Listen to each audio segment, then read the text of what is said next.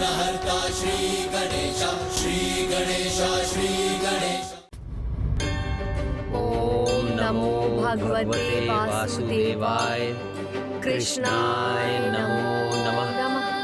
ओम नमो भगवते वासुदेवाय कृष्णाय नमो नमः।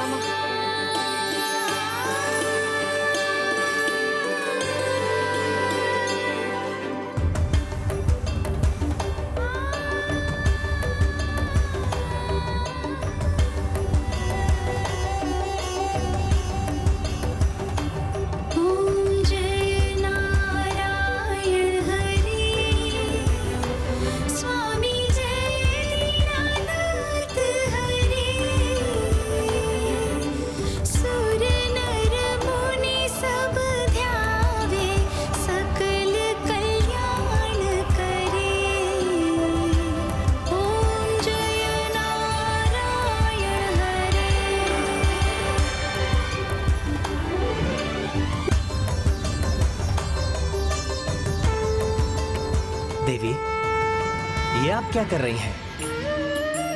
एक असुर की आरती उतार रही हैं?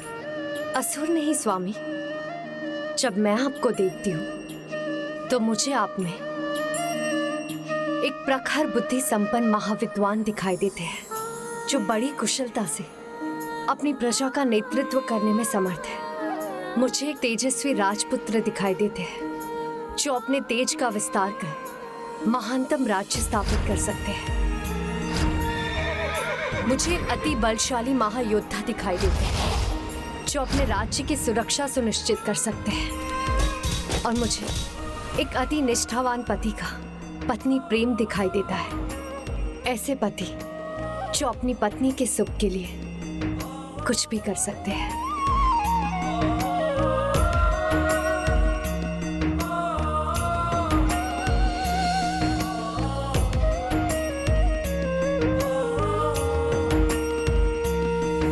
इसीलिए ऐसे पति परमेश्वर की पूजा करना अनुचित नहीं। पति का परमेश्वर होना तो पत्नी की परमेश्वरी शक्ति से ही संभव है।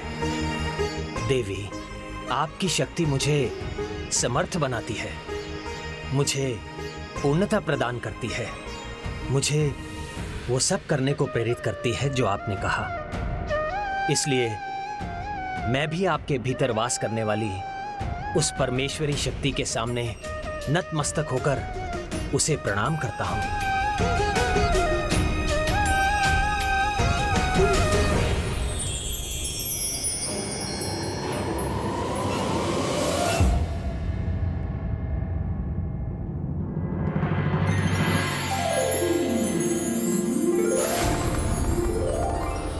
प्रभु, असुर होते हुए भी कितना धर्मनिष्ठ और सदाचारी है ये। ऐसा परम श्री कृष्ण का भक्त कहां किसी को कोई हानि पहुंचा सकता है। इसलिए देवलोक को इससे कहां कोई संकट है। प्रभु, आप उचित कह रहे हैं देवराज। देवराज, वो पूर्व जन्म में भी कृष्ण भक्त था और इस जन्म में भी है, किंतु इस जन्म में तो आप देवताओं के प्रति उसके मन में शत्रुता का भाव ही संभव है। और शत्रु शांत भी हो तो भी उसके प्रति असावधानी का परिणाम विनाश ही होता है। ये कदापि मत भूलिए।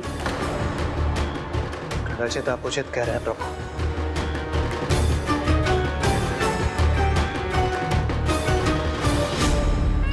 नारायण नारायण। प्रभु, यदि शंखचूड़ का आचरण ऐसा ही रहा तो ब्रह्मांड के इतिहास में जन्म लेने वाला शंखचूड़ श्रेष्ठतम असुर होगा।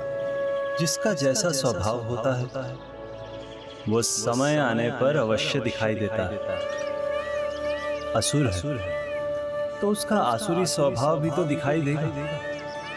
किंतु आपका भी स्वभाव है ना देवर्षि, जो कुछ भी हो रहा है उसमें अपनी उत्सुकता दिखाने का, अपने शब्दों से संकेत पहुंचाने का। तो अब आपको भी अपने स्वभाव का परिचय देने का समय आ गया। अब जो होने वाला है उसमें आपको भी अपना भाग निभाना है। मुझे प्रभु? हाँ, आपको देवर्षि। अब तक आप जो देवी तुलसी के साथ हो रहा था उसी का ध्यान रख रहे थे, किंतु अब ध्यान रखना ही नहीं, उसके आगे भी कुछ करना है। और उसके लिए आपको असुर गुरु शुक्राचार्य के पास जाना होगा।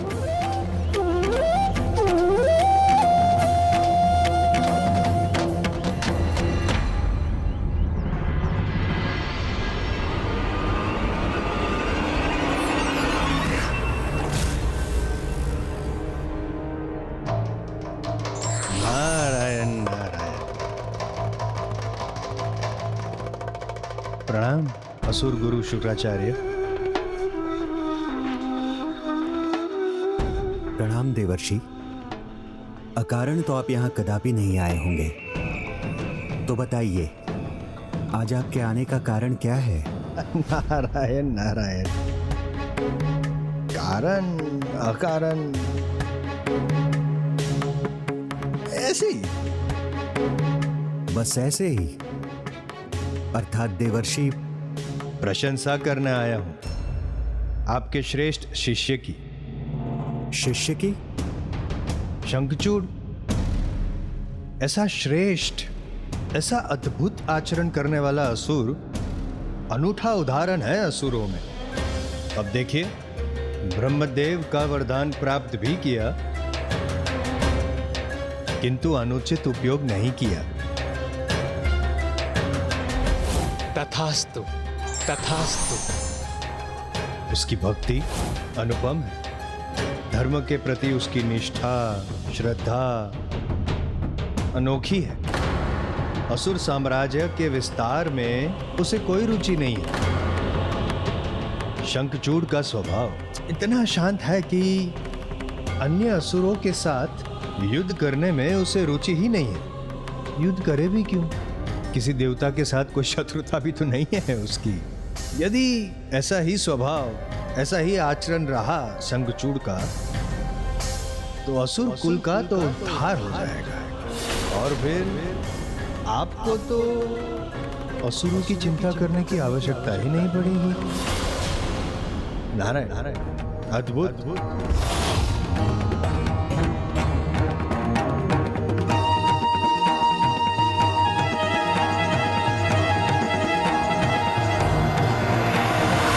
नारायण नारायण।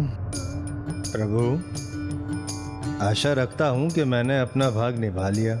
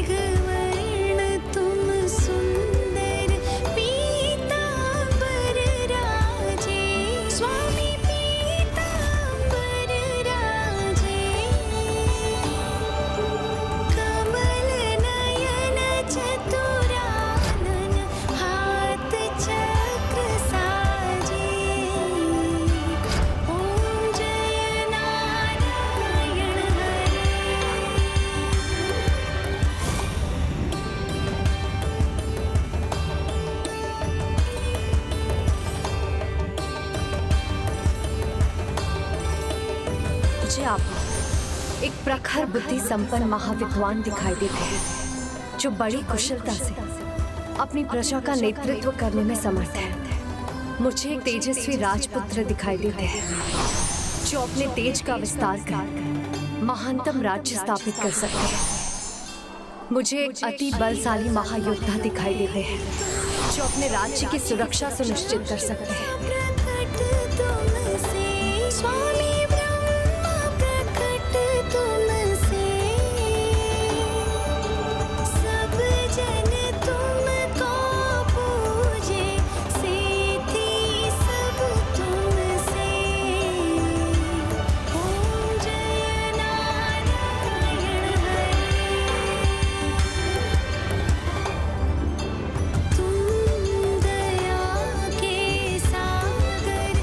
पुत्र, मेरे विचार से इतना भार पर्याप्त है। पिताश्री, जो पर्याप्त है उससे आगे बढ़ने वाला ही अपनी शक्ति की सीमा से आगे बढ़ना सीखता है, और मेरी भुजाएं तो कहीं अधिक शक्तिशाली हैं। पिताश्री, इसमें एक भार चक्र और जोड़ दीजिए। ऐसी शक्तिशाली भुजाओं का क्या लाभ जब उन्हें भीख मांगने के लिए ही उठनी हो।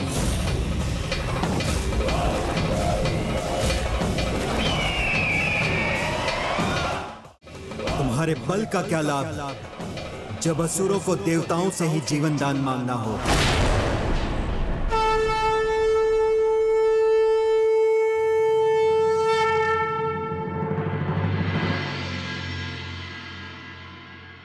प्रणाम असुर गुरु। प्रणाम असुर गुरु। कायरों से सम्मान की आशा नहीं करता।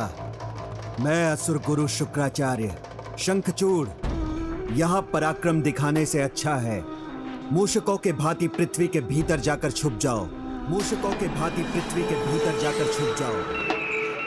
ये अस्त्र शस्त्र जिनसे व्यायाम कर तुम अपना मनोरंजन कर रहे हो, उन्हें पिघला दो और उन्हें घुंघरू बनाकर अपने पांव में डाल लो। अपने पिताश्री को भी पहना दो और देवताओं के संकेतों पर नृत्य कर उनका मनोरंजन करो। और देवताओं के संकेतों पर नृत्य कर उनका मनोरंजन करो। गुरुदेव, ना मुझसे कोई भूल हुई है और ना पिताश्री से, तो फिर क्या कारण है आपके इतने क्रोध का, इतने कठोर वचनों के कहने का? ऐसा क्या कर दिया हमने? कुछ किया नहीं, यही तो तुम्हारा दोष है। असुर हो, बलशाली हो, पराक्रमी हो, वरदान प्राप्त कर चुके हो, फिर भी कुछ नहीं किया तुमने। ऐसे असुर के अस्तित्व का क्या लाभ? तुम्हारे जैसे असुर के होने से ना होना ही अच्छा है।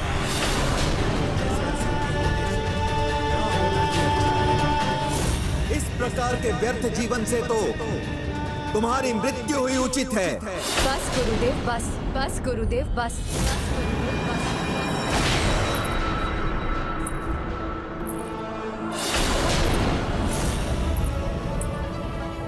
महाराज दम की पुत्रवधू, राजपुत्र शंखचूड़ की अर्धांगिनी तुलसी का प्रणाम स्वीकार कीजिए। और ये भी सुनिए, इन भुजाओं को आप भिक्षा के लिए उठाने की बात कर रहे हैं। स्वामी की इन भुजाओं में इतना बल है कि वह संसार के सभी योद्धाओं को अपने बल से झुका दे और समस्त सृष्टि की बेड़ियां बनकर उन्हें बांध ले। जिन्हें आप कायर पुकार रहे हैं, वो अपने पराक्रम का परिचय दे, तो महानतम से महानतम योद्धा के अस्त्र शस्त्र भी मात्र मनोरंजन की सामग्री बनकर रह जाए। जिन पांवों में आप घुंघरू बांधकर मनोरंजन के लिए थिरकने की बात कर रहे हैं, स्वामी के ये पांव जहां पड़े वहां नृत्य का नहीं, वाद्य यंत्रों का नहीं, किंतु धरती के कंपित होने का नाद गूंज उठे। बस देवी तुलसी, बस।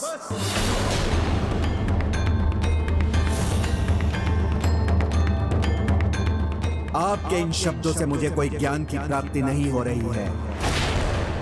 जानता हूं मैं, शंखचूड़ में अतुलित बल और सामर्थ्य है।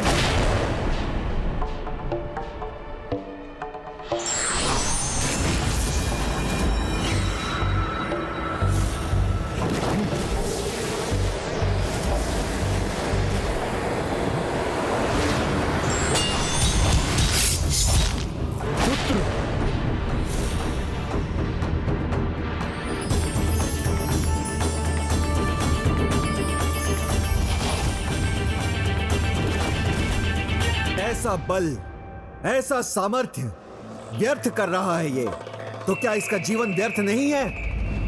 गुरुदेव, क्षमा कीजिएगा। एक पतिव्रता स्त्री अपनी पति के विरुद्ध एक भी अनुचित शब्द नहीं सुन सकती। और ये भी सत्य है कि मेरे पतिव्रत धर्म के समक्ष आपके कहे हुए प्रत्येक शब्द व्यर्थ और निरर्थक हो जाएंगे। और जब तक मैं अपने पतिव्रत धर्म पर रहूंगी तब तक मेरे पति को कुछ नहीं होगा। और जब तक तुम्हारी पत्नी का पतिव्रत अटूट रहेगा, तुम्हारे जीवन को कोई हानि नहीं पहुंचा सकता। इस प्रकार तुम अमर ही बने रहोगे। सत्य ही है, मेरा वास्तविक कवच ये दिव्य कृष्ण कवच नहीं, मेरी पत्नी है। गुरुदेव, आपका अपमान करो, इसकी तो मैं कल्पना भी नहीं कर सकती, किंतु मेरे समक्ष मेरे पति का अपमान, मेरे पतिव्रत धर्म का अपमान है, जो मेरे लिए असहनीय और आपके लिए अशोभनीय है। किंतु आप गुरु हैं, हम सब पर प्रथम आपका अधिकार है। हम सब आपके आदेश, सुझाव और आशीर्वाद के अभिलाषी हैं। उचित है। तो अब मैं गुरु के अधिकार से शंखचूड़ को सुझाव देता हूं कि उन्हें बल का प्रयोग कर असुर राज्य का विस्तार करना चाहिए, और मैं उसे आशीष देता हूं कि वो त्रिलोक विजेता बने, और मैं आदेश देता हूं कि मेरे सुझाव पर चलने में तनिक भी विलंब ना करे। यदि आपके क्रोध का यही कारण है तो आप चिंता मत कीजिए गुरुदेव। मुझे विश्वास है शंखचूड़ हमें निराश नहीं करेगा। उससे आपकी जो अपेक्षा है वही मेरी भी इच्छा है। अभी इसका विवाह संपन्न हुआ है, इसलिए इसके अभियान में थोड़ा विलंब हुआ है। अब और विलंब उचित नहीं। मैं भी उचित समय की प्रतीक्षा में ही था, और आपके आदेश ने अभी इसी पल को उचित समय बना दिया। जब स्वयं ब्रह्मदेव के वरदान की शक्ति, पिता का आशीष और मेरी पत्नी के असीम पतिव्रत की शक्ति तथा गुरुदेव का मार्गदर्शन मेरे साथ हो, तो मेरे विजय अभियान के आरंभ को कौन रोक सकता है। मुझे विश्वास है कि अब मेरे त्रिलोक विजेता बनने में कोई बाधक नहीं बन सकता।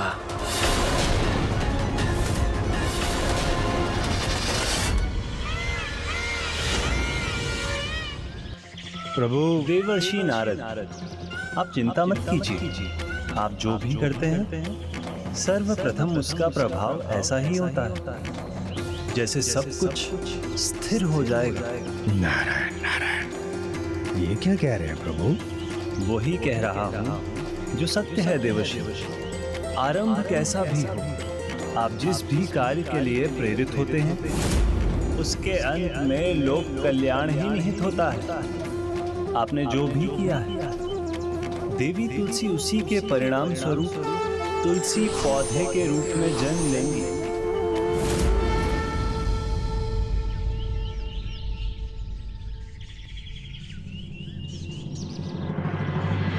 पुत्र जाओ और अपनी सेना के साथ भूलोक और पाताल लोक पर विजय प्राप्त करो। सेना की मुझे कोई आवश्यकता नहीं पिताश्री। भूलोक के मानवों और पाताल लोक के दानवों को पराजित करने के लिए मैं अकेला ही पर्याप्त हूं। मेरे अतिरिक्त यदि मुझे कुछ चाहिए तो वो आप सबका आशीर्वाद है।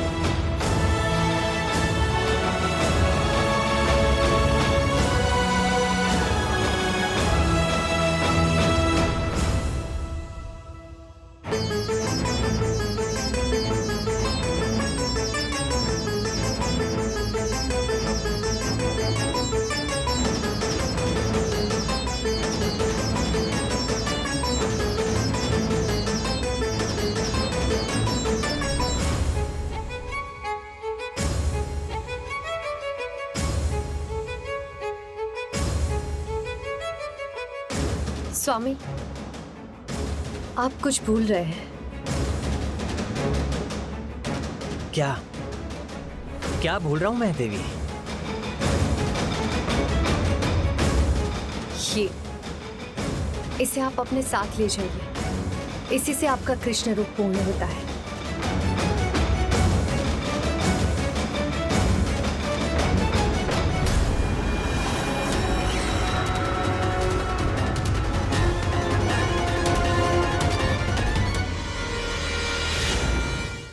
प्रिय, मुझे माता पिता और गुरु का आशीष तो प्राप्त हो गया, किंतु मेरी शक्ति का स्रोत आप हैं।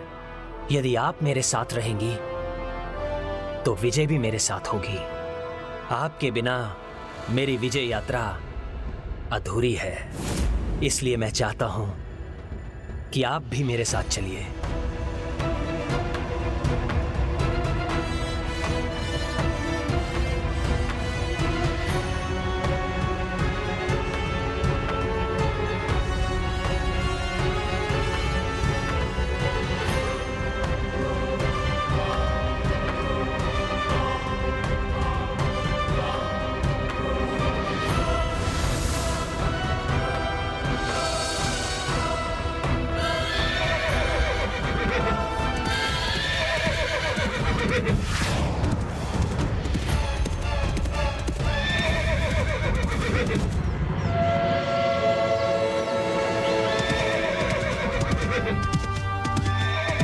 ये हमारी विजय यात्रा का पहला पड़ाव है। ये पहला राज्य है जहां मैं अपना वर्चस्व स्थापित करूंगा।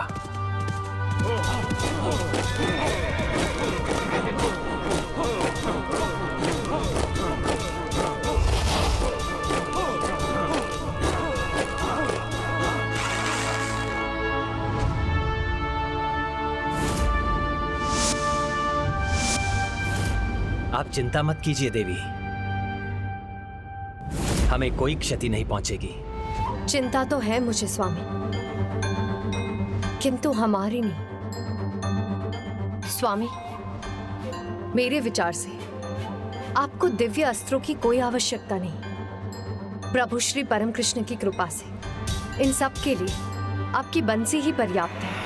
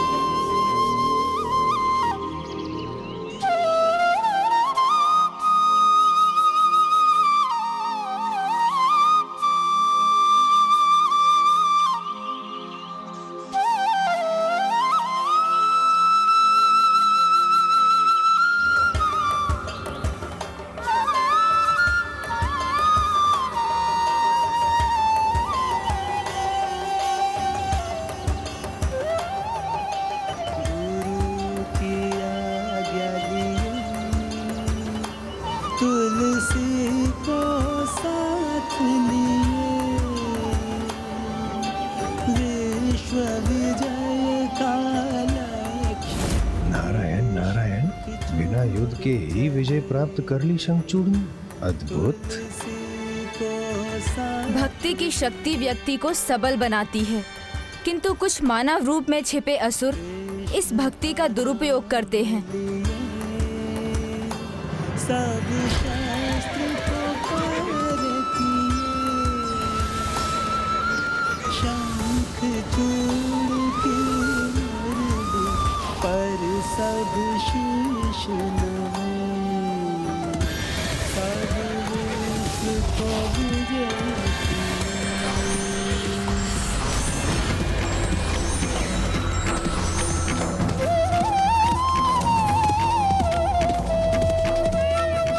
प्रभु, असुर, दानव, दैत्य, राक्षस, इन सब में शंखचूड़ ऐसा प्रथम योद्धा होगा जिसने बिना कोई अस्त्र शस्त्र उठाए, बिना किसी क्रूरता के, बिना किसी का वध किए समस्त विश्व पे विजय प्राप्त कर ली। नारायण नारायण। हाँ देवर्षि, किंतु शंखचूड़ से अधिक इसका श्रेय तो देवी तुलसी को जाता है, जिन्होंने नरसंहार नहीं होने दिया। बांसुरी की धुन से ही इस विजय यात्रा को सफल बना दिया। असुरराज शंखचूड़ जी की, असुरराज शंखचूड़ जी की, असुरराज शंखचूड़ जी की, शंखचूड़ जी की, शंखचूड़ जी की।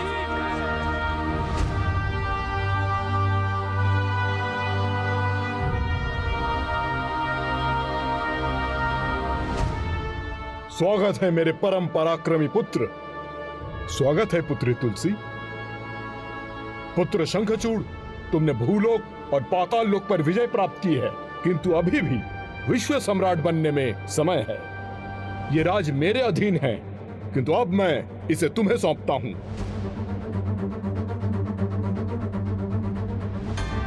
भूलोक और पाताल लोक अब दोनों मेरे अधीन हैं, तो अब स्वर्ग लोक ही शेष है। अब स्वर्ग पर अपना अधिकार स्थापित करने का समय आ गया है। अपने इस विजय अभियान से न केवल असुर जाति बल्कि असुर गुरु शुक्राचार्य का भी मान बढ़ाया है तुमने। मेरा आशीष सदा तुम्हारे साथ है और सदा तुम्हारे साथ रहेगा। किंतु यह भी सत्य है कि देवताओं को पराजित किए बिना तुम्हारी विजय यात्रा अधूरी है।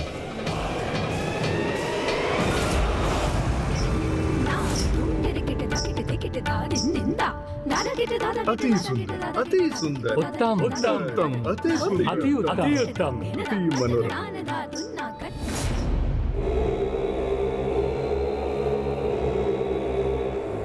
क्या बात है प्रिय? आपके मुख पर चिंता की रेखा क्यों है? स्वामी, क्या यह आवश्यक है? क्या आपको देवताओं को पराजित करना ही होगा?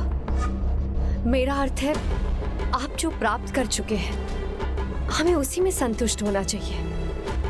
वो अपने शत्रु को क्षति पहुंचाने का कोई ना कोई उपाय तो ढूंढ ही लेते हैं। प्रिय, जब तक स्वर्गलोक पर विजय नहीं होती, मैं त्रिलोक विजेता नहीं बनूंगा।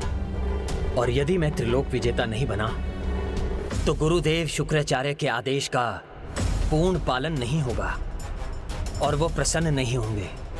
संभव है उनका क्रोध पुनः जागृत हो और वो फिर से मेरा अपमान करें। क्या आपको ये अच्छा लगेगा? नहीं स्वामी, आपका मान मेरा मान है। इसलिए यदि प्रश्न आपके सम्मान का है, तो एक पतिव्रता नारी होने के नाते मैं आपको कदापि नहीं रोकूंगी। आपके विजय की कामना करूंगी। विजय तो मेरी ही होगी, उसकी चिंता मत करो प्रिय।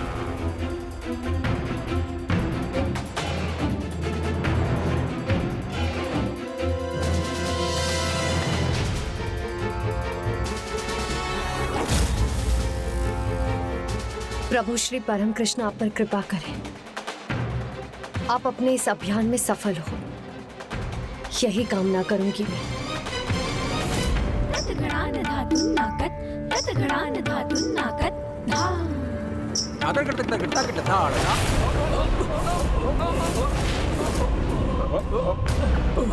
सावधान देवगण, स्वर्ग लोक पर किसी का आक्रमण है ये।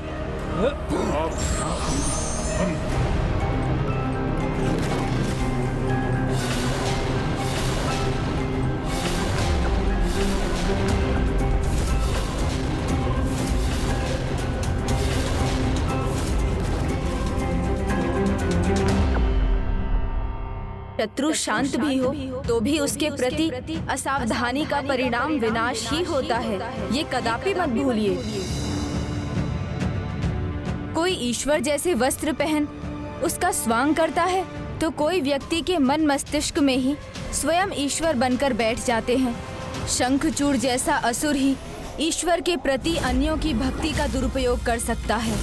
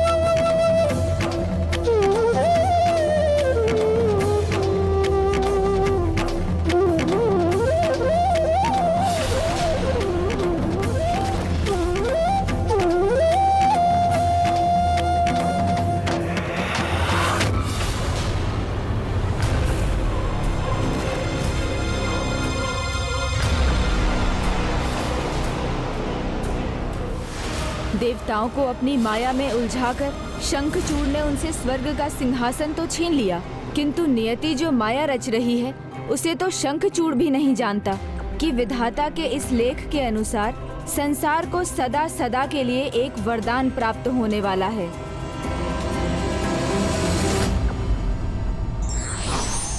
प्रेम और अहिंसा से ही जब सारे कार्य सिद्ध किए जा सकते हो तो हिंसा का मार्ग अपनाना बुद्धिमत्ता नहीं।